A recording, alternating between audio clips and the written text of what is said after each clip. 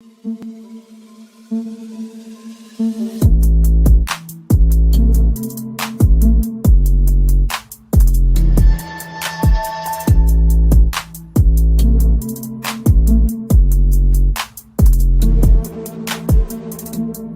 today's show, ladies and gentlemen, we're going to be getting into a lot of stuff, but first hit that like button and subscribe button. We're going to be talking about Youri Tielemans first. Apparently, Arsenal have agreed personal terms with Youri Tielemans, and this deal is still on, ladies and gentlemen. Also, Gabriel Jesus, we've seen him at the Emirates, we've seen him in the training ground, we've seen him in the shirt walking around the Emirates, but we've yet to see the announcement. It is imminent. There's still talks about Serge Gnabry potentially coming to the Emirates. Also, Fabio Vieira's mysterious injury popped up on Instagram, and he gave us some clarification. We're linked to a new potential left back going back to Benfica, and our last left back target in Martinez, we might be missing out on him to Manchester United. Yes, he might be headed to Manchester. Also, new link today in Lille's midfielder Onana. Let me know what you guys think about him in the comments. Let's get the show started. Yo, people, what's going on? It's the Kitty G on EGTV, and we're back again for Talking Arsenal. Today, we're going to be discussing all the latest transfer news. We're going to be getting through every single topic. We're going to talk about Raphinha, Gabriel Jesus, Fabio Vieira's Instagram photo that went viral yesterday with his potential injury. We're going to be talking about Youri Tielemans. We're going to talk about Romano from the left back from Benfica. We're going to talk about Serge Gnabry, Max Cornet from Burnley being linked to Arsenal. Aaron Hickey seems to be moving on to Brentford, and we're going to be talking about two other things: Martinez update and another Onana. Yes, I thought we were done with Onanas, but we're linked to another one. So let's get this show started. How you doing, African Gooner? How you doing, Monty? Hope you guys are well. Not too bad. Thank you for asking, Gal. You well, man? Nice.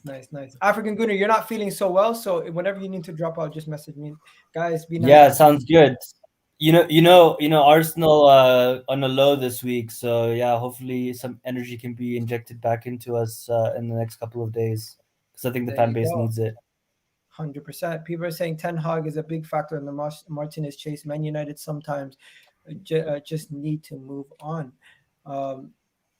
No, you just need to move on. Yeah, sometimes we do just maybe need to move on. Oh, I put a question in the poll, guys. First thing, I put a question in the poll. Let me ask you guys: when you miss out on a player, is it always? 1 second, let me get the question. Should fans criticize the club for missing out on a player? Not really. Do you remember when Spurs when it wanted Bruyne and then they got Son instead? Just look how that worked out. Yeah, but I mean, we can always pick Monty. We can always pick some of those out, but how often does that happen? I'm not saying you're wrong. I'm just saying, it's just an extraneous situation. I think obviously it depends on how you miss out on a player, right? Like the context matters for me to make a decision on whether or not to blame Edu and Arteta. So I say, yes is the category of the people who just say pay the money. It doesn't matter, just pay the money. And context is the no section. So if you're looking at the context, technically you're saying you need to see what's actually going on behind the scenes before you can criticize. Where if you're just saying pay the money, then you're saying criticize no matter what. So which side of that do you live on? I mean, you can pay the money and still miss out on the player, right? Like we could have matched the bid for Chelsea for Raphinha, and if Raphinha doesn't want to come to Arsenal, he doesn't want to come to Arsenal, right? That's not Arteta or Edu's fault, right? What do you think, Monty? It depends really. It depends on that the plan is. I mean, every single transfer window, the finance director or Tim Lewis for us, will basically have a set fee and what we can spend, and then the Edu and Arteta will sit down and go, "This is how we're going to spend it." If say, I don't know, 10 million here, like on one deal, stops getting other targets, you just don't go for it. It's as simple as that. Like you have your set price and what. So I'm not too bothered. I mean, it's good to. The good thing is that this is happening now in the window, and it's not happening in 2 weeks at halfway through August. You know what I mean? There's plenty of time, and like they have other targets. It's not like they've just put all their eggs in one basket. They've done it like they've done with what American football teams do with a draft. They'll have their top player, second and third. It's not saying that they're not good players. They're all good players. You just don't expect to get all your number one targets. You just don't do that, because if you do that, you put all your eggs in one basket, and then when it doesn't come through, it comes back to bite you. So I'm not too fussed. I mean, we'll have to wait and see. I mean, if there are some players where I would say just buy it, like the Martinez one. I think he's a good player and he can cover two positions. He's very versatile. So I say you should just buy him. But say the Raphinha one for 65 million, that's just too much. It's just too much. Yeah, I hear you. Big up, Timin, Tamina. Appreciate the how are you? I'm doing well. How's everyone on the show is doing well? Hopefully we have a lovely show. Big up to everyone in the comment section, and let's get those subscribers and likes up. By the way, I just got past 13K subscribers, so that's like massive. Jeez. I don't know what's going on. I don't know what's going on YouTube lately. They've literally like been YouTube's been going mad for everybody. So it's like I really do love the support and everyone's been showing me. But yeah, let's get straight into it, ladies and gentlemen. We're gonna talk about the first topic. There's a lot to talk about with the Lisandro Martinez stuff, guys. There is a lot to discuss with the Lisandro Martinez stuff. And what I've been trying to do is I've been trying to keep up with it by liking it on Twitter and making sure I have it in and around my Twitter. So let's just go to good old Twitter and see what's been going on with Lisandro Martinez, because there seems to be a lot going on. And I'm going to start from last night, because last night is when I first seen the rumors that Arsenal were pulling out of the Lisandro Martinez deal, and that is the headline of today's story. So let's go to it. This is the original article that I've seen, and we're going to talk about it, ladies and gentlemen. So Arsenal have pulled out of the race to sign Lisandro Martinez after after being unwilling to match Manchester United's offer to Ajax for the defender. Now, these reports are very much contradicting. People, we're going to get to your comments about Alex Grimaldo very soon. But first, let's just stick on this topic. So, I don't know about you guys, but when I first see this, I'm saying to myself, is it that simple? Manchester United come in and immediately we just walk away from the deal? But not really. It's a sense of the money. I mean, obviously, Man United, they tend to buy players for way more than they're worth, personally. So in regards to that, it's a case of if the board don't see him being worth that much and they can get another target, just let him get another target. It's the end of the day. The manager's chose his ID and players that he wants. Just back him.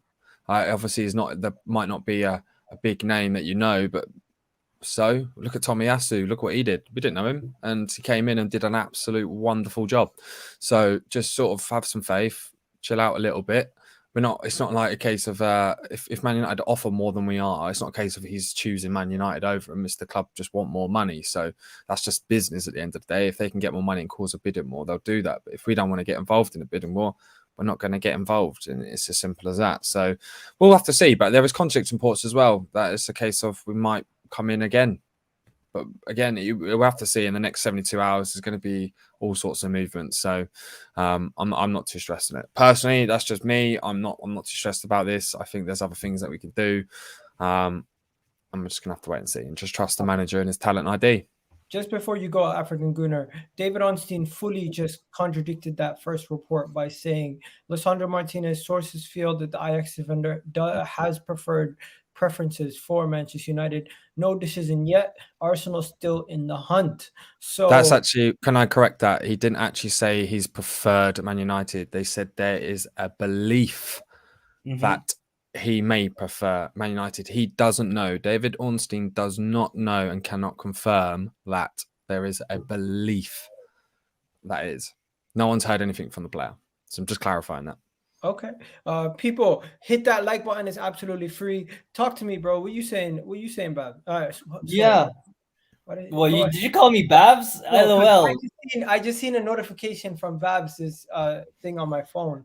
I was gonna say. I mean, I'll take that. I'll take that. I love Babs, the cool guys, so I'll take that. I'm sorry. I disagree. All good. Yeah, I know. All good.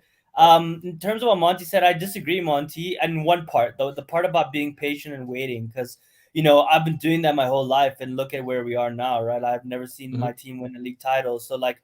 I've had that kind of perspective before, where it's like kind of wait, and then we wait till the end. We never prepared. You don't have the players before.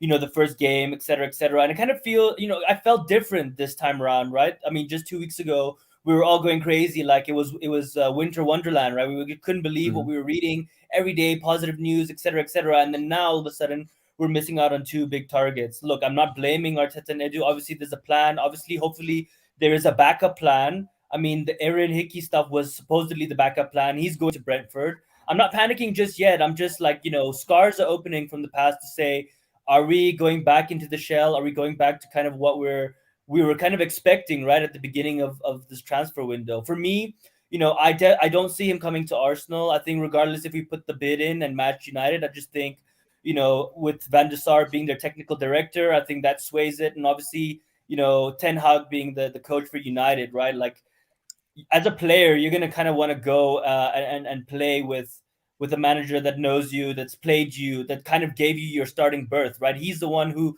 gave him the opportunity to be a first team player. That doesn't mean that he doesn't want to come to Arsenal or he doesn't respect Arteta, whatever. I just think personally for me, I feel like United are edging it way, like they just have too many advantages over us, right? And I'd also, with recent news this week, I don't want to get my hopes up because we've seen how that turns out. So yeah, I'm not too upset that we're missing out on him. I think he would have been a really good player. I don't know where he would have started, right? Because people keep forgetting Saliba's come back into the team. We have really 4 center backs. So where was he really going to play, right? Unless he was going to take over from Granit Xhaka, which I would have loved because, if you know me, I'd play anybody over him. So I would have really enjoyed that. And for me, I think Tierney starts every game regardless, right? I know it's a meritocracy-based thing, but it's no way that he was going to come in. Martinez was going to come in and displace Tierney straight out of the team. So yeah, let's see kind of who we go for. I would counter 2 things with Tierney. Obviously, we know he's an unbelievable player, but his injuries are a risk, and we need a proper person who can come in and step up, and we don't lose quality. So he's going to get games. And if you look at the report as well, it's believed that United would prefer more as a centre back and Martinez more as a left back. And when you actually watch Martinez play, he is a very attacking player. More so than defensive. He's a good centre back. Yeah, he can do it.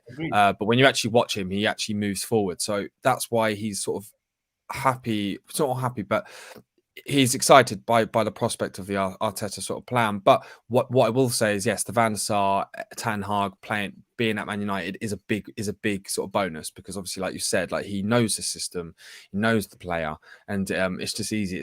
You can transition quite easily. But we'll have to see. You know what I mean? We have to see. Yeah. And when it comes to a project, we can offer everything Man United can. Yeah, and more. We've got London. We've literally got London, which is where a lot of players want to live. And you've got to think, like, at the end of the day, players do look about where locations, where they want to move. Like that's always a factor because you've got the family involved and stuff like that. So we'll just have to see. We'll have to see. No one can say. Yeah, the point I would say on that one, Monty, is that United have experienced superstars, right? They have Ronaldo. They have, the bigger experienced players in the team that we don't. We just have the younger players. And that maybe, you know what I mean? Like, as a young player, I would want to play with experienced players like Ronaldo. So maybe we should take that into consideration as well. Yeah, you've got to take into consideration. But you've got... Let me just go for a second. Go on. Is he worth the 40 million pounds or 50 million euros? To Arsenal, he might be. To Manchester United, he might be. It depends on the situation, my friend. When it comes to Ten Hag, nobody's in denial about the Ten Hag factor. Has anybody here denied the Ten Hag factor in this deal? That is a big factor in this deal. Yeah, of course it is. So I don't think anyone's denied that. Big up Gunben. Sorry, I think he got me there. 094. Big up Eagle. New channel. What? New channel to... New to the channel. Spend it wisely. New to the channel, spend it wisely. Thank you, bro. We got it in the end. Really appreciate it. I think I might actually gift some memberships to some of you guys today if I can. But let's just move on to the Fabrizio Romano take on this deal. If you haven't already seen the Fabrizio Romano take on this deal, this was what Fabrizio Romano had to say. Manchester United official proposal for Lisandro Martinez, better than Arsenal. One, but not enough yet. Arsenal are still still there, basically, and Manchester United pushing to agree personal terms with Lisandro Martinez. Ten Hag is a key factor. Lisandro Martinez will also ask to leave Ajax. He wants to play in the Premier League. He wants the Premier League move, basically. I think also the fact that he's on holiday kind of slows this whole thing down, right? Like, I think as soon as he gets back, he'll obviously have to make some decisions, and I think that's kind of when we'll really know and have an indication on kind of where his head is at. No, definitely. I'd say, yeah, if players on holiday, he's on holiday. He's taking Yeah, his he's on time off. holiday. It's fine. Like, there's going to be loads of speculation in the first few days, but until we actually hear directly from people, like it's just a bit up there. But yes, Man United do have sort of an initiative with Ten Hag being a manager, but you also have to look at the project, and you have to look at sort of the last few years and the progress of the team. Now, Man United went from 2nd to 7th. It's not really progress. And then when you've got Arsenal, where they're slowly progressing and getting up there, and you're talking about a young team who were at stages competing with some of the best in the league. So it depends on that. At the end of the day, a player wants to play, and they want to play good football, and that's it. They want to play. So it's about how Edu can communicate that, or even Arteta, if he calls him up himself and communicates it. But then it's the same with Man United. I mean, if they can't move, say, players like Maguire and Bailey and do you know what I mean? And Lindelof, it gets a bit difficult to fit them in terms of starting time. So it's all going to be about who plays the most, because you've got to think this is a World Cup year. So all players want to do is know that they're going to play. And then, yeah, when you've got us coming at left back, Tierney's going to be is probably going to pick up an injury unless he gets rotated out. But we couldn't rotate out last year because we had Nuno Tavares, who I don't see as a left back at all. I think he's more of a winger and a fullback, to be honest, because he could go forward, but awful in defence. So it's all about that. It's all about clear communication from the manager at the end of the day, and that's going to be the decisive. But the player's going to decide this. If we match Man United's bet at the end of the day, Ajax are going to just want to take the most money. So every club would love a bit more, but at the end of the day, are we going to spend more than 40 million euros? Probably not. I don't think it. I think that would be a bit of a brazen move. It'll be typical United to overpay for a player. This is what they do all the time. They bought £80 million Maguire. You know what I mean? They spent God knows how much on Sancho. You know what I mean? So they've got the money to do it, but that would just be the same old United. You know what I mean? Buying players for too much. So we have to see, because their wage structure is a bit of a shambles. So we'll just have to see. Let me just stop everything there for a second. People saying someone wants clicks, nobody knows what's real. That might be true, but we have to decipher what is real and what's not real. There's always a level of truth to everything that's written, and there's always something that might be exaggerated here or there. So let's not forget that. In my opinion, Lisandro Martinez, Arsenal seen an opportunity. Man United wanted Timber. They couldn't get Timber, so now they're going for their second choice from the same team. It seems like the Ten Hag factor, the factor that Ten Hag used to manage them, the fact that their GM is a former Manchester United legend in Edward van der Sar. The relationships between Manchester United and Ajax are just so close right now that it would have been always understanding if the player wanted to go to Manchester United over Arsenal. And I'm not going to be upset over the transfer going to them. That's just a reality of the situation that we live in right now. Now, let's talk about the possible potential replacement for Lisandro Martinez, because this is something that we need to talk about. The potential replacement for Lisandro Martinez is Benfica defender who you know what, we were linked to him before, and he's also supposedly Chelsea, Barcelona are also interested in the player. So this might be an interesting one. This, if you guys don't know, well-respected journalist, what's his name, Erkem, reported that Arsenal have held talks about Benfica's and Spanish left back Alejandro Grimaldo. So where do we go with this transfer? Because if I'm not mistaken, he was highly rated, and when he played against us, he looked decent. But at the same time, do we know if he's going to translate as well as other Portuguese players are, or could it be another situation where we buy a player and we're not going to know what we're going to be getting until he comes into the club? Should I go first? Go for it. Yeah, so I'm gonna be quite honest, Montenegro. Like I haven't watched this guy enough. Like I won't pretend that I have. My only concern question would be, didn't we sign Tavares from Benfica? And right, we did, right? So why didn't we get this guy instead of Tavares if we're like, why are we contract and prices? I don't know what happened to his connection, but I think we lost him for a second. Yeah, just to let you know, at the time when Arsenal were going in for Nuno Tavares, we could have potentially got him also, but he had a couple more years left on his contract, and there was no way we were getting him for 8 million at the time. He was going to Yeah. cost a lot more. He was going to cost a lot more than 8 million at the time. Reported now he's going to cost around 8 million. I don't know what happened to African Gooner. I think he dropped out. Let me just get Yeah, he's probably dropped out. No, that's fine. But no, with Grimaldo, I mean, I've only watched a couple of games. I do watch some of the Portuguese league, but not much. I've literally seen a couple of him. And I remember there was sort of links with us He's Grimaldo years right? ago. Yeah, no, he's experienced. He's 26 years old. And he's a good player. He's been in the league a long time. He's a good assister. He can score. He's got some goals in him as well. And I think it's a case of just exploiting the situation in terms of the contract. So if we can get him a little bit cheaper, it might free up a bit more funds for, say, a midfielder. And because it would be less than, say, Martinez. If we're looking to get Martinez for 40 million, but we get another backup for way less, it just frees up more funds elsewhere. And he is a good player. But like you said to your question, is it a case of we have to wait? And I think that's the case with every player. Until they're in the Prem, we can't say they're going to just ball out straight away. It just doesn't happen. You can even say it with Prem-proven players. Look at Jack Grealish, absolutely cooking at Aston Villa, goes to City and he struggles. It happens. You have to take it case by case, and it's more a case of the profile and how that player fits.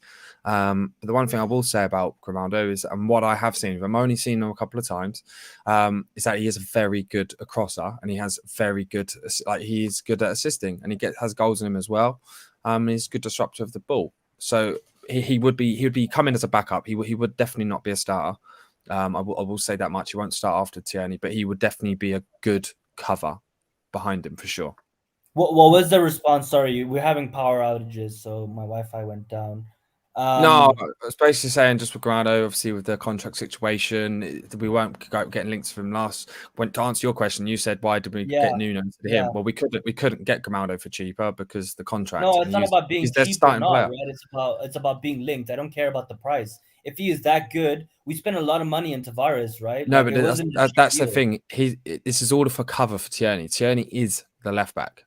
Don't get it twisted. Let me show you. Wasn't so sorry. Just Monty, was Grimaldo playing over Tavares, or was Tavares playing? No, Grimaldo was starting over Tavares.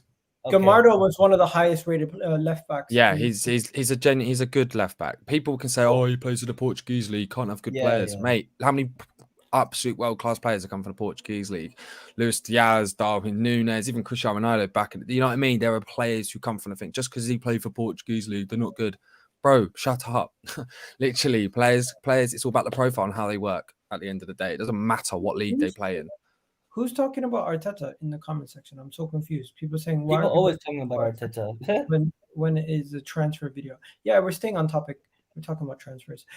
Moving on, just to let you guys know, these are some of the positions that he can pick up on the pitch. So it just goes to show you he's another one of those guys who can play as an inverted left back. So it's because of his shooting. He literally has goals in him. Like he can shoot. He's like, so you know how Tavares, like how he's played for us and he goes forward and he's quite exciting going forward. He's like that, but he's just better at defending as well. The only I'm thing sure he has better end product, right? Yeah, he's got better end product. The only thing is he doesn't necessarily carry the ball, so he's not a carrier. Okay. He like sort of goes in between. So he'll sort of he does the link up plays. He does that, and then he can finish. Like you can give him the last ball to finish, which is sort of like so you can exploit him because you can bring an extra man into the box from deep, and then you can either whip it into the box at the back post, or he can shoot himself. And that's similar to why we're looking at. So it's a bit later, but like Onana and stuff like that. It's a great tackler, can shoot, but it's not necessarily good at other things. But we'll get to that later. Okay. Just so we can get through everything. Somebody in the comment section asked about Fabrizio Romano said Arsenal did not make an offer for Aaron Hickey. So we're just going to talk about Aaron Hickey quickly while we're on this topic. Brentford are about to sign Aaron Hickey. This is the rumor. The rumor is that Brentford are close to signing Aaron Hickey. So just to read it out for you guys, Fabrizio Romano reported that Brentford are set to sign Aaron Hickey on a permanent deal. The Scottish talented fullback will be joining for about 14 million plus add-ons from Bologna. A 5-year deal agreed. Here we go for Brentford. Hickey will be traveling from England next week in order to undergo medical and signing.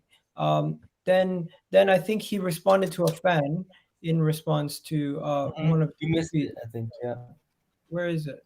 it was I up, just I but he just see no. basically just said, You already had it. Yeah, he basically said he never put a bid in. That was it, and they only scouted him, which is probably true. I mean, he was always just being looked at because he's versatile. Whether they got bid going in, we don't know. But they would have sort of spoken to him. They would have explored it. But if they didn't put a bid in, they didn't put a bid in. At the end of the day, if Arsenal put a bid in over Brentford, we would have got him. So there's no sort of debate on that.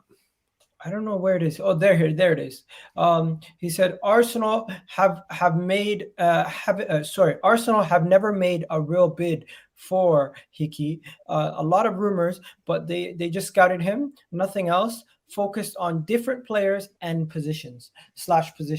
So that's just confirmation that we needed. Clarity. We were never really. We might have looked at him. We scouted him, but it never went any further than that. In the case that Arsenal was to go in for Hickey, I don't think he wanted a backup role. I think he wanted to start. But hey, I don't think this is something that people can poke fun at Arsenal for. We clearly moved on from this target. He was clearly not somebody we're looking at. People saying Hickey's a championship level, so it's not a loss. You know what? I'm not gonna say. How many of you guys have actually watched 90 minutes of Aaron Hickey? Like, I haven't watched too much of Bologna. The only reason why I was really looking into him was because we were linked to him, but I don't know if he is of the level at Arsenal. What do you guys think? Well, I was speaking because Bologna is actually my Italian team. Yeah, and literally since before, like Tomiyasu, I was watching them, and then I ended up following them, and they followed me back. And then from there, I was like, don't know what, Bologna, because I thought I don't want to do the old Milan. I thought I just want to go for another team. I only watched Hickey a few times. I only watched maybe about 10 games of him. But from the start, he was very rough. He was very raw. He's not quite there yet.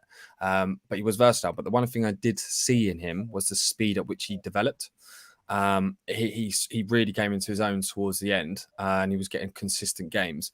And the thing was that he could go both sides. Is he sort of Premier League level yet? I don't know. I can't really say. I think he needed to get tested a bit more. And I think it's probably a good deal for Brentford. Because they're quite a flexible team and the way that they'll work. So I think it's going to be good for Hickey. And then maybe, you never know, maybe in a 2 years we might come back for him if he starts coming out into a baller. You don't know. But I will say he did develop quick. And that was just evident from sort of when you look at him start of the season to the end of the season. He really finessed on sort of his game. So that's what I got to say. That's just only because I watched Bologna a couple of times. Was Tomiyasu as good as he is at Arsenal when he was at Bologna? No, Tomiyasu has pretty much always been the same. He was solid, but the only thing Tomiyasu's done is he's improved his like physicality side of the game. But he was actually more used as a centre back at Bologna, and then he would come in at the wing.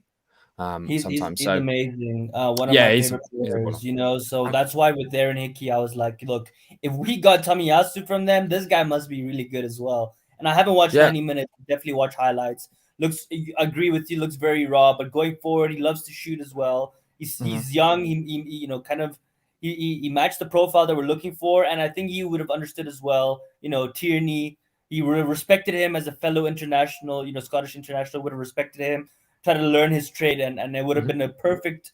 I won't say perfect. There's obviously other players, but it would have been a good signing for us because it would have been he would have known his place as a backup unless Tierney gets injured and he had to develop and potentially could be a starter for Arsenal in the next 5 years. Well, let me just put something out here, right? With Hickey, I mean, we've got a player in our youth team called Sousa, right? Now, I would put Sousa on the same level as Hickey. Just saying. And Sousa's going to get an opportunity this preseason to prove himself. And we've got Brooke Norton-Cuffy as well. I was going to talk about too young. I was going to talk about Norton-Cuffy. So is Hickey. Age is at the end of the day, age is a number. If you're a baller, you're a baller. It doesn't matter. Yeah, but it's no, but it doesn't matter. If you're a top player, you'll still ball out at 19, 18. Like, you know what I mean? If you're a top player, you're starting at 18. It doesn't matter. No, Norton-Cuffy just won the under 23, under 19 championship. Yeah, but that's different because that's the under 19 tournament. When you play in the Prem, it's a completely different ball game. You know what I mean? Physicality, the intensity. I mean, everything in general, right? Even the thinking, the football IQ. is much higher. I'm not saying that he's not a good player. I'm just saying we have too many young players. No worries. 1 second. Let me just realistically, this transfer window has been underwhelming so far. It's nowhere near done.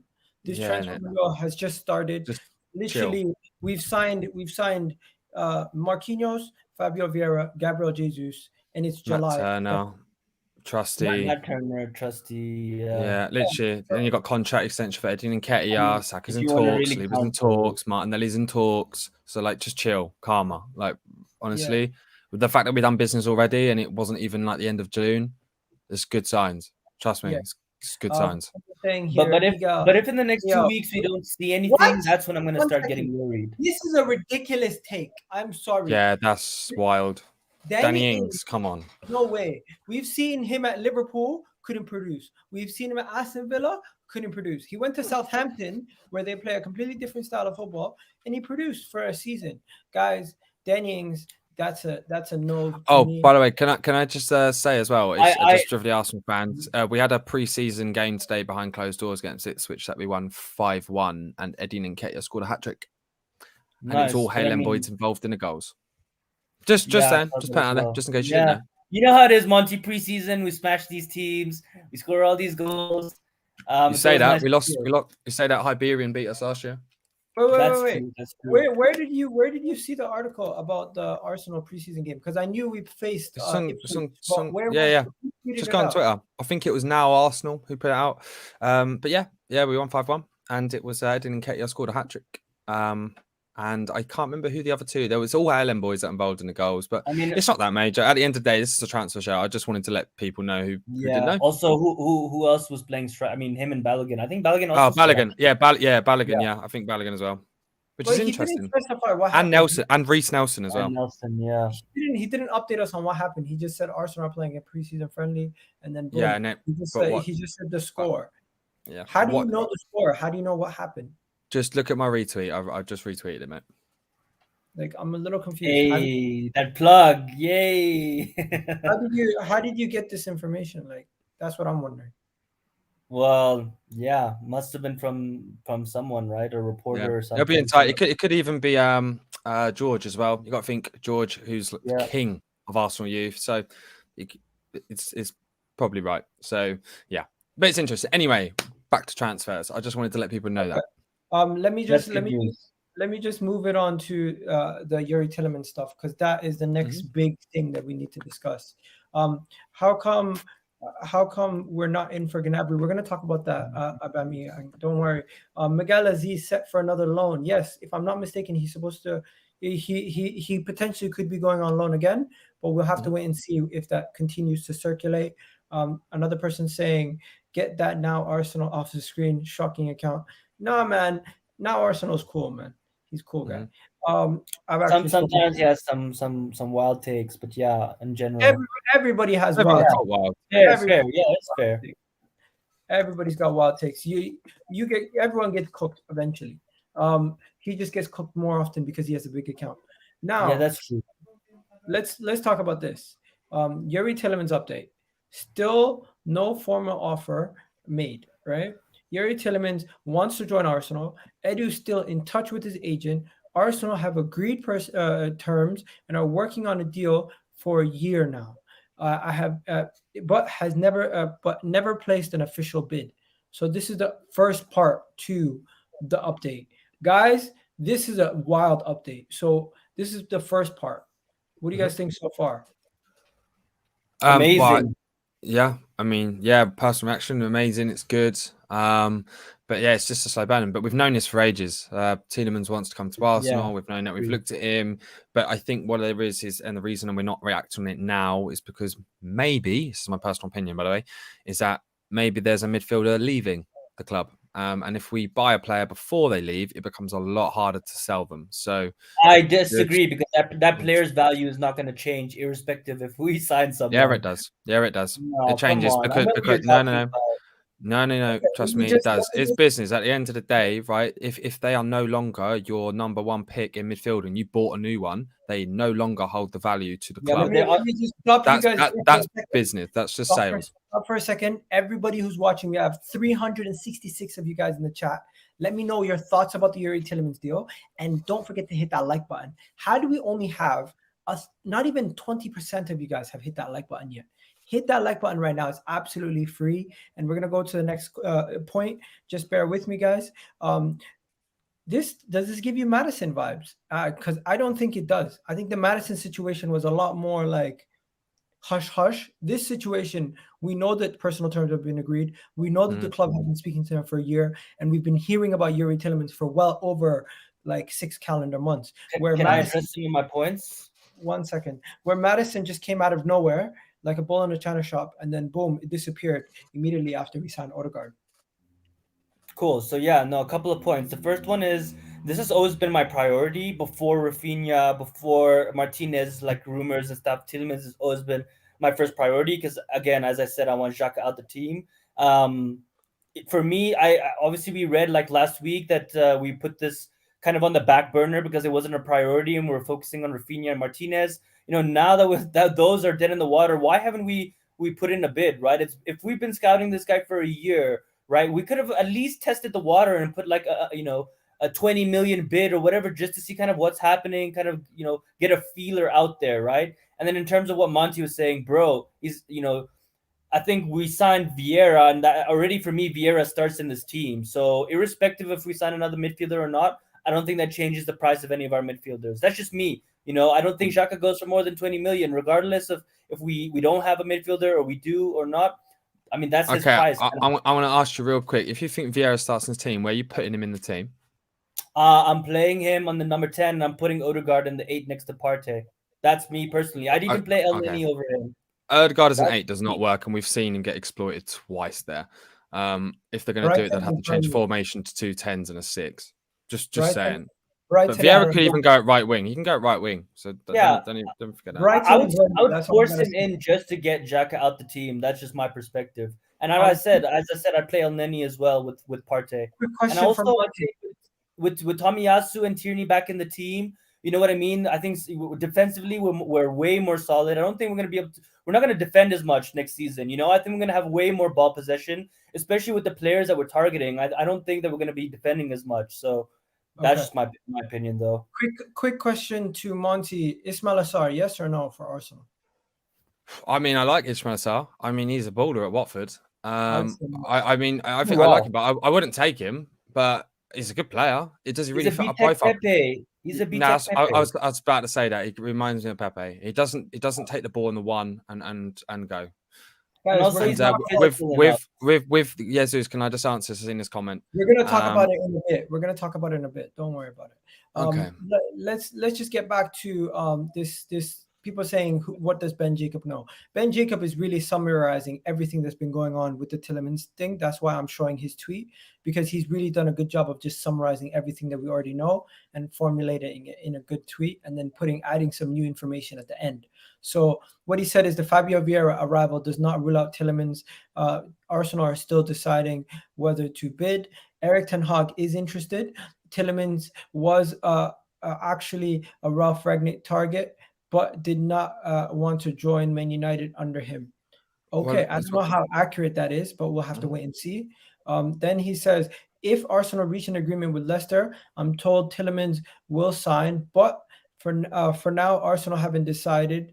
Genuine interest from Manchester United may force Edu to make a decision quicker than expected, especially if Ten Hag pitches proves appealing. Then you got Real Madrid and Tottenham were both interested, but aren't serious suitors. Yesterday, Tottenham lead journalist Alistair Goad said the club has distanced themselves from this deal, and they were never really in for Tielemans in the first place, supposedly. What clubs do when they know they're not going to have a chance to sign a player. Right now, Leicester planning for Tielemans to stay, not totally ruling out another deal, which could potentially materialize.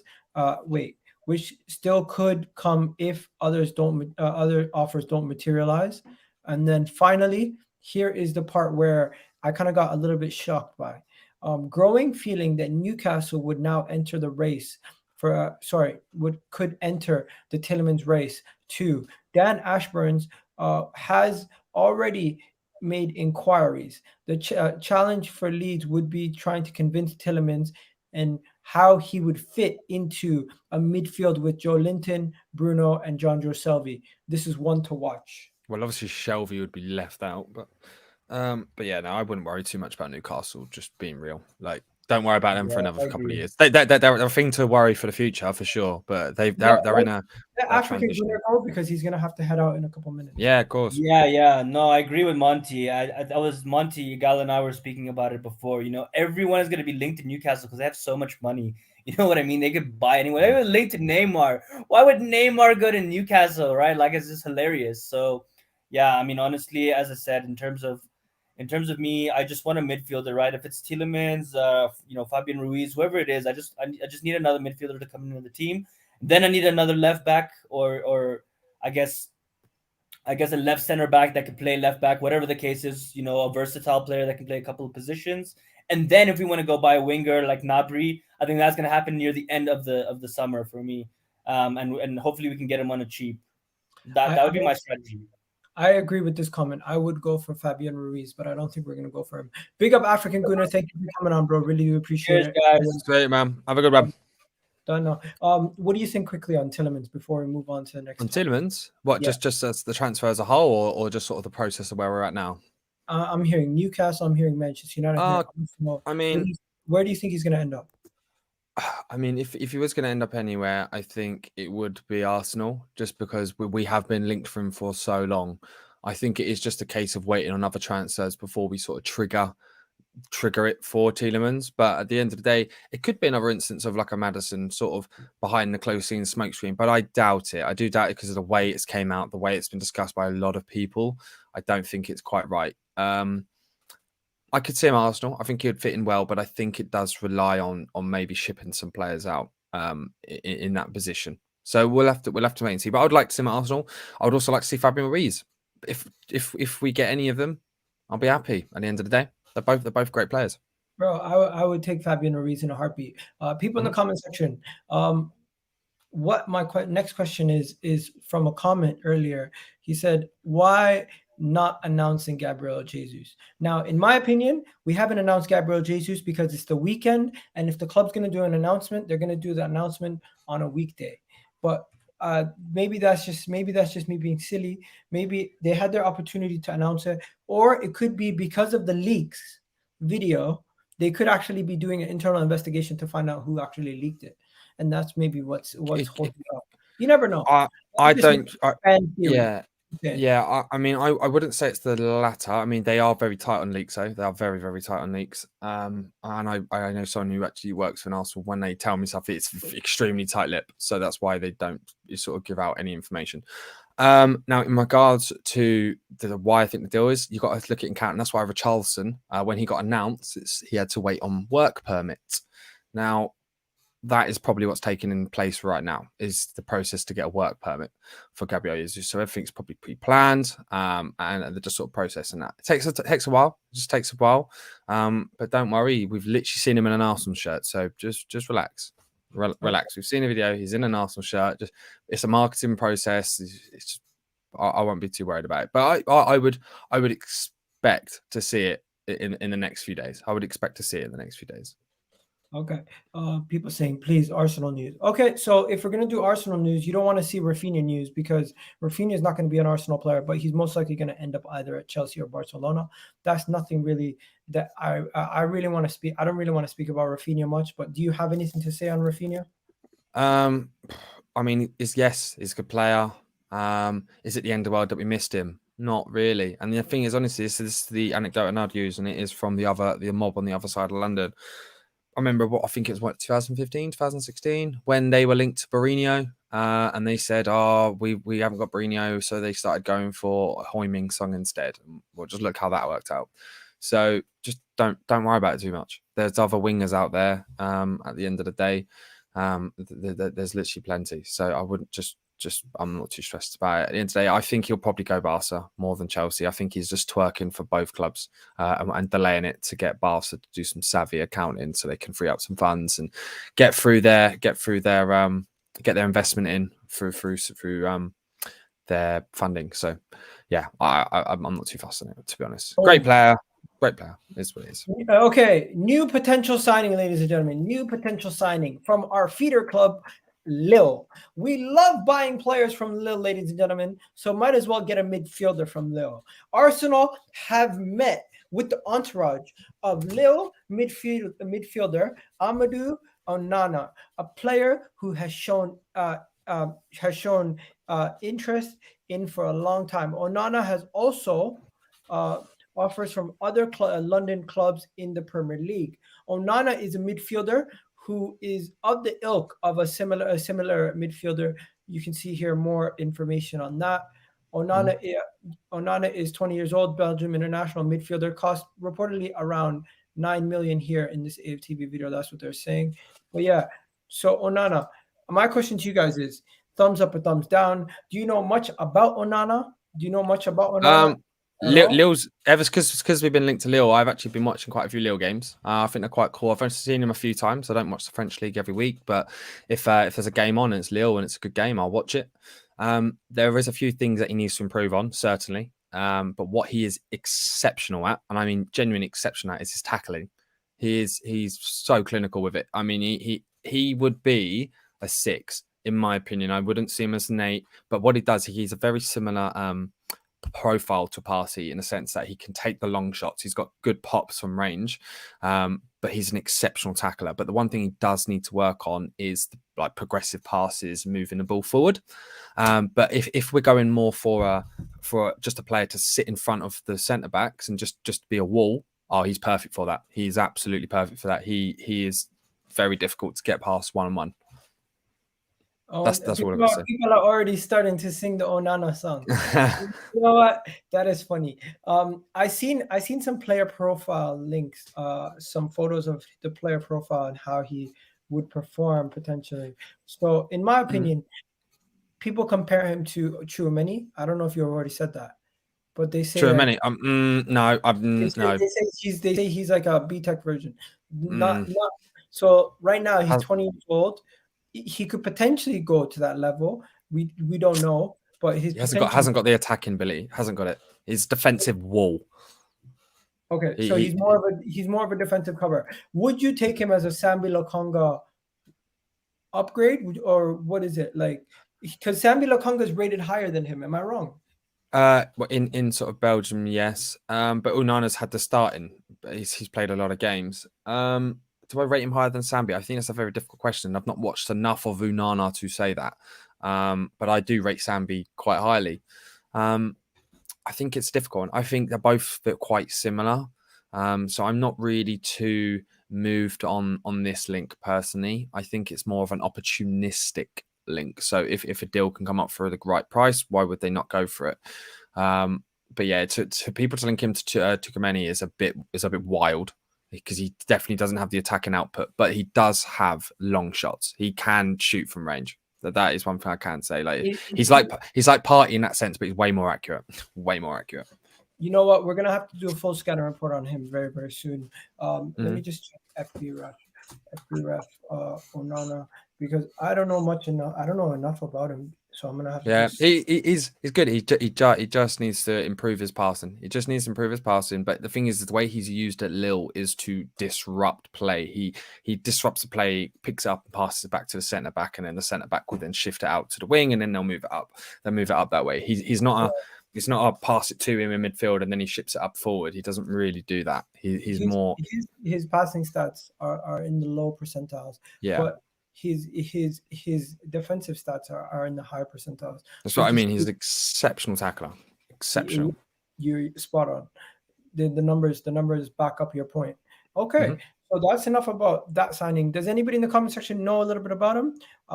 We got a comment here. Big up Mark. We got a comment from Mateos also.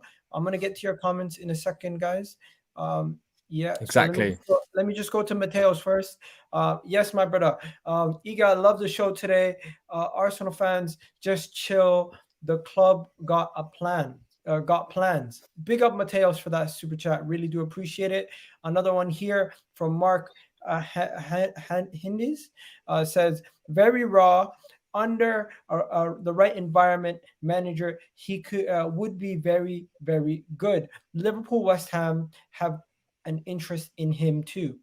You know, Liverpool scouting department, man, they're really good. No, I would agree with Mark there. Like I said, he just needs to work on a lot of things, but his raw talent in the sense of like how he can just disrupt play and defend he doesn't need to work on that. He just needs to develop his whole game to be more of a complete player. I would agree with what Mark said there. Okay. Moving on to Serge Gnabry. We love talking about Serge Gnabry.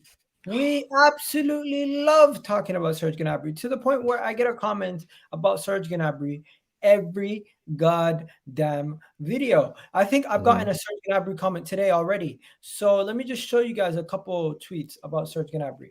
Arsenal are seriously monitoring the Bayern Munich Serge Gnabry in an attempt that he may bring him back to the Emirates in the coming weeks, according to numerous reports in the last 24 hours. That report was actually from 90 Min.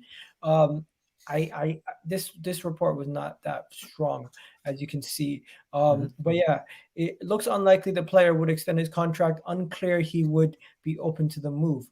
It's very unclear if he'd be open to the move back to Arsenal. Reports monitoring the situation. So there's really no update at this moment in time. No big tier 1 journalist has said it is on. It just seems like it is a pipe dream at this point, as my guy Corey said. But yeah, my brother, you gotta smash that like button for my brother. Big up to you, bro. What happened to Martinez? Martinez is going to be most likely headed to Manchester United, my friend. Yeah, just letting you guys know. Any Martinez news? Martinez is most likely headed to Manchester United. But yeah, what do you think about Serge Gnabry, Monty? Serge Gnabry, I mean, one fantastic player, absolute baller. Would love him at Arsenal, but let's just be realistic. His contract is what I think he's earning 270,000 at Bayern, and he wants like 300,000. He's already one of their most highly paid players. So the only reason we're getting linked with him is because obviously the old connection, and he was given an ultimatum. And I was reading the Bavarian Even News a couple of days ago, and he was given an ultimatum. If he doesn't extend his contract or doesn't get sold this summer, there's a chance he may get exiled and be forced to sit in the stands rather than play. So they really want to get something done on this. Now, with Arsenal monitoring, they probably are monitoring him, just like they'd monitor any top player. Like any club would monitor any top player. Serge Gnabry is fantastic. Would we take him if we had the opportunity? Absolutely, 100%. Only issue is his. Let me ask you this. Would you have ever seen Arsenal and Manchester United players going to concerts together? Like Kevin De Bruyne and I just seen this. It really threw me off. What? Did you see this? Kevin De Bruyne and Virgil van Dijk at a concert together, drinking and partying with each other. I mean, what kind of players like yeah, but you got to think the football's not the same anymore. Like you look at how City and United players after their rivals be shaking hands and hugging each other. You go back to the old days of Arsenal and United. They used to hate each other and fight each other. Football's just not the same anymore. What kind of rivalry is that, man? These guys are literally chilling, partying together. You got Van Dijk and Kevin De Bruyne checking each other's, checking out what's going on my man's phone, kicking it, hugging, drinking. Is like weird. I said, football's not the same in that sense. Like in terms of rivalry and players, the English players, yeah, sure, but like foreign players, they're not brought up on that rivalry, so it's normal for them not to really. I'm not too bothered about it. Let them get on with their own life. I'm sorry, I threw you off there, but I think that is weird in my opinion. I think that is super strange. I find it so strange. I find that more strange than some of the players that we've been linked to. But you got to think. Yeah, City and Liverpool, they only have like a modern rivalry. It's not Man United and Liverpool, you know what I mean? Like City and Liverpool, no one's really City's rival. They came out and they've got all this money, you know what I mean? But they haven't got the history to create a long rivalry. They're building one, sure. They're building one now. But until the rivalry comes from history, like you look at why Palace and Brighton are rivals, it's because the old FA Cup game back in, I think, 1978 with a whole controversial referee decision, which caused Palace to get knocked out. This is where rivalries come from, history. So I'm not too fussed about it. Okay. Sorry, I just wanted to quickly shift that away from that. Moving on to the Fabio Vieira stuff. Have you seen the photos? Mm-hmm. Because I've seen the first photo, and then we're gonna show everyone the first photo first, so they can see what we're discussing. So this is Fabio Vieira in a safety boot yesterday. This is Fabio Vieira yesterday in a safety boot. As you can see right there, he's wearing a safety boot.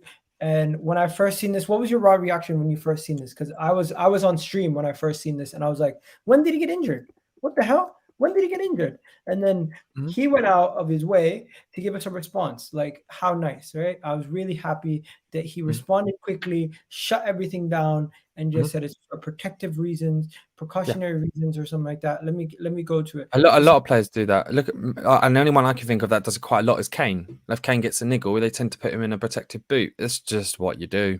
Yeah, At the end of the day, if he was on crutches, that would be very different. But a supportive boot when he's walking on it with his own weight, it's not that big of an issue. If he was on crutches, then I would have been okay. That may be a serious injury, but he's probably just had a little sprain. He'll be back. Not even a sprain. Probably literally just rolled his ankle at training, maybe, and then he'll be back in a few weeks. 1 second. So he says, relax, guys. It's just a precaution. I'm all okay. And we'll join the Arsenal team for preseason very soon. So yeah, big up for that. You know what? People are getting on to me saying I'm the weird one for saying it's weird that they're partying together. I just think, yes, you can be rivals on the pitch and maybe friends off the pitch. But I don't know. I just maybe call me old school. I wouldn't see two fierce rivals. Like, I don't think I would see any Arsenal player or any Manchester United player from the early 2000s partying together. Like I said, this football's changed. It's just changed. The old rivalries it's not the same anymore. It's like you said, it's old school. I mean, football's just changed. I'm willing to see, because I'm not gonna lie. Maybe it's just me. But yeah, I just thought it was a talking point that we should discuss. I'm not really too fussed about it. I'm not gonna be like, oh, this is a disgrace that they're partying together. I don't really care that much. It's just I just thought it was an interesting talking point that that just popped up on my screen, and I wanted to share with you guys. But hey, I didn't realize it was gonna cause so much disruption. What about this next link? This next link was very interesting. We were linked to Max Cornet from Burnley. Now, I don't know where this link came from. Reports Chelsea were interested in also. Someone's dream. Chelsea were keeping tabs on Max Cornet. Reports Chelsea were in talks with Burnley for Max Cornet. Reports PSG were in talks for we're looking at him as a potential signing also. But Max Cornet to Arsenal was somewhat on Twitter. I seen it somewhere. I didn't see concrete links, but we were like, maybe it was fan linked. But what do you think about Max Cornet to Arsenal? Does it make sense? Not really. It's not the profile player we want. I did watch Burnley a few times because my favourite player for Burnley was Dwight McNeil. If we were to get any player, I would take Dwight McNeil over Cornet any day. I think he's just a more exciting player, and he was the best player in an awful team. Cornet, mate, he's missed so many open chances. He's not the guy we need. He's just not the guy we need. He was great in France, absolutely. That's why he's probably getting links back with French clubs. Do I see anything in this? Absolutely none whatsoever. I haven't really got too much to rate on him. I just don't rate him that highly as an Arsenal player. I think he'd be good for maybe a team like Southampton or like an Aston Villa. Like, he'd do quite well there because of the way that they work and the way that they sit back and counter. He's more of a counter player rather than someone on the front foot, if that makes sense. So I just don't think it'd work for us. Okay, people in the comment section are basically saying this is fake news. I think this is fake news also. I haven't really seen concrete. Someone went, what player can I link for some likes and some retweets? You know what I mean? He was linked to Chelsea also, so I just assumed that there was some truth behind it. But yeah, people in the comment section, let me know any questions that you guys have, because I've seen some questions in the chat throughout the show. I've seen a lot of questions throughout the show that I might want to go to. The first one that I'm looking back is, Odegaard and Vieira will be amazing together. I don't know. We spoke about that earlier. I don't think they'll be amazing together. Will Xhaka be starting next season? I hope not. I think Tielemans should be coming in. Hopefully, if we sign Tielemans, that is an upgrade, and he's starting week in, week out. Tielemans was a target for Oli last summer. That is true. So Manchester United have been working on him for a while. Martinez, Can I go back to one of the comments about the Vieira and Odegaard not working together? Yeah, I think that's an interesting thing to talk about. So we're going to have two sort of profiles, I think, for next season, just because now we have the opportunity to do so. when we say if we're going up a team like a low block, which is what we struggled against at times, we struggled against a low block. We need that creativity, so we need that extra man in the box. So we could go with 2 10s. I think Vieira and Ødegaard, they're quite intuitive in the sense of how they pass and the vision, and you can just see that from what we all know Ødegaard. We watched him do it. He's just beautiful on the ball.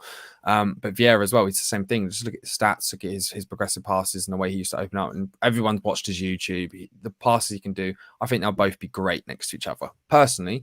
But if we were to say go against a team like we might be on the back foot, like City or Liverpool, then I don't think we would play 2 10s. I think that would be a bit silly. I remember, I think it was the first time we played City, we had Xhaka and Ødegaard in the midfield, because I believe Partey was injured for that game, wasn't he? And Ødegaard was getting absolutely exposed as the 8, absolutely exposed. He was great at pressing for the first 10 minutes, but then he was just getting exposed because Xhaka was just not able to clear up. So in that remark, I think what we'll see maybe Ødegaard still as a 10, and we'll see maybe a Tielemans, maybe Xhaka. At the end of the day, personally, if Xhaka was to stay, I'm not too fussed, because I just think there is more pressing issues than a midfield. I mean, what I've seen, so at the start of the season, last season, I would have 100% said Xhaka needs to go. But what I will say, and I've said this many times, is since he had that interview where he spoke about his previous past and the whole incident at the Palace game, we've seen a different Xhaka. And we've seen a more consistent, a more engaged Xhaka, I would say. He's a bit more focused. And if he was to stay another year, I'm not too fast.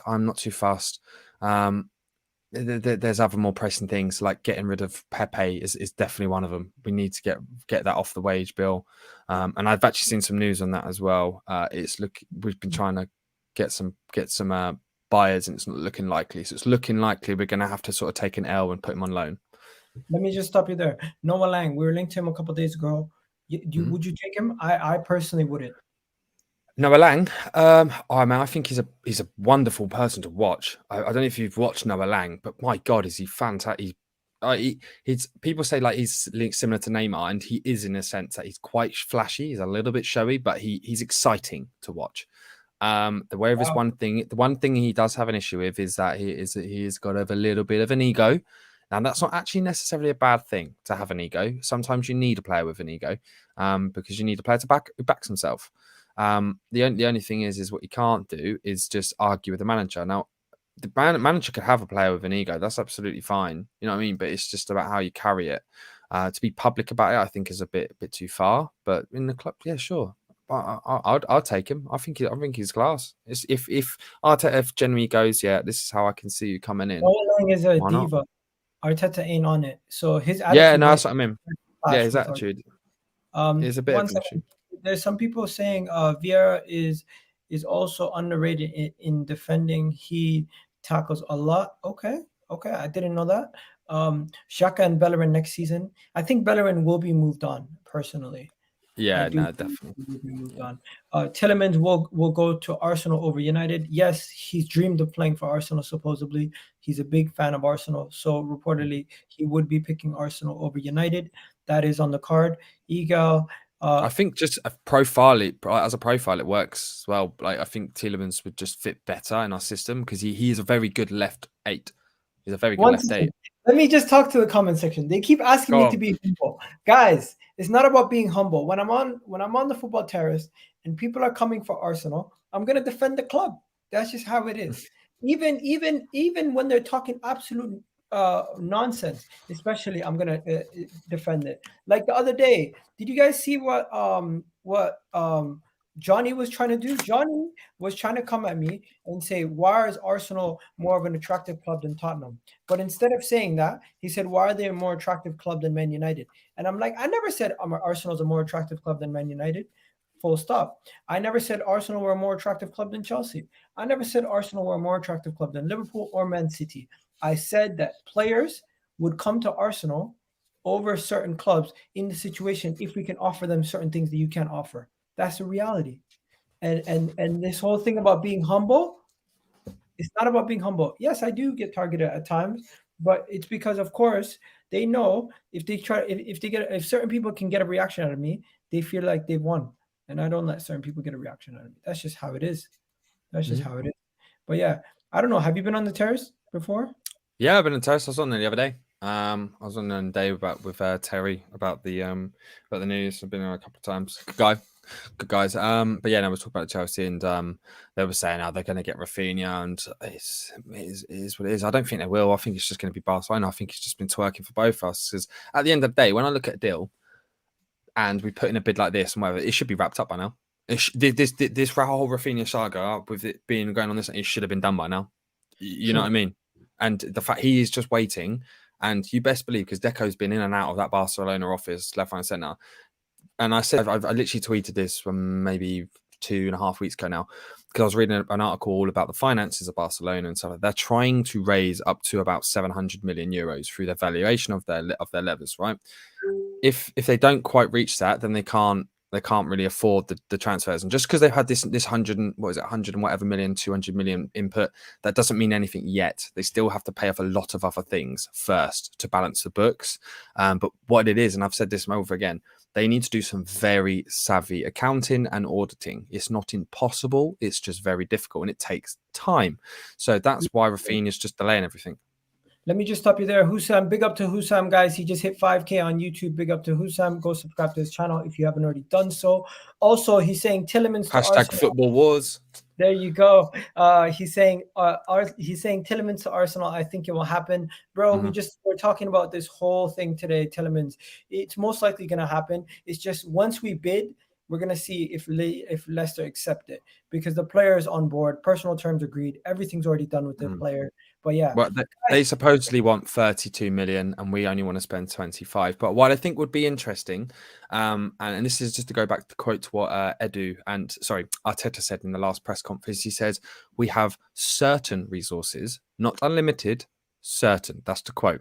Now, what would have happened is they would have broke down the pricing of it. Now, if we were to go and say, instead of get Martinez for 40 million and we get Grimaldo for, say, 15 million, that frees up more funds to another deal. So wrapping up Tielemans for 30 million won't necessarily be much of an issue. But if we're trying to save money on all these deals, that tends to mean that they have a set price that they have to pay for each player. So there's going to be a lot of development. But I would agree with you, Sam. I think Tielemans would go to Arsenal. One, profilely, it makes more sense. And we've been linked in for far longer. So, yeah, I can see that happening. Okay, guys, yesterday I didn't do a good enough job trying to keep you guys involved in the comment section. Hopefully I did a better job today. Hopefully you guys enjoyed the content. Dabs right now is live on YouTube on Never the Foul. This will redirect directly to his channel. Hopefully you guys can all go there and say EGAL raid, say EGTV raid. Let him know EGTV came over and we're raiding the channel. So everyone go over there, tell him EGTV sent me, and have yourselves a wonderful day. Big up Monty. Big up Cheers, guys. Go follow him on Twitter at AFC Monty AFC Monty underscore official. But just type AFC Monty, it'll come up first. Yeah, it will come up. And EGTV EGAL. I'm also on TikTok and YouTube, of course. We're closing in to 5K subscribers. So if you watch up until this point and you're not subscribed, go do that and hit the like button on your way out, people. We're out of here. Have yourselves a good one, people. We're gone. Peace. You know what it is? Kitty G on EGTV. On today's show, ladies and gentlemen, we're going to be getting into a lot of stuff, but first hit that like button and subscribe button. We're going to be talking about Youri Tielemans first. Apparently, Arsenal have agreed personal terms with Youri Tielemans, and this deal is still on, ladies and gentlemen. Also, Gabriel Jesus, we've seen him at the Emirates, we've seen him in the training ground, we've seen him in the shirt walking around the Emirates, but we've yet to see the announcement. It is imminent. There's still talks about Serge Gnabry potentially coming to the Emirates. Also, Fabio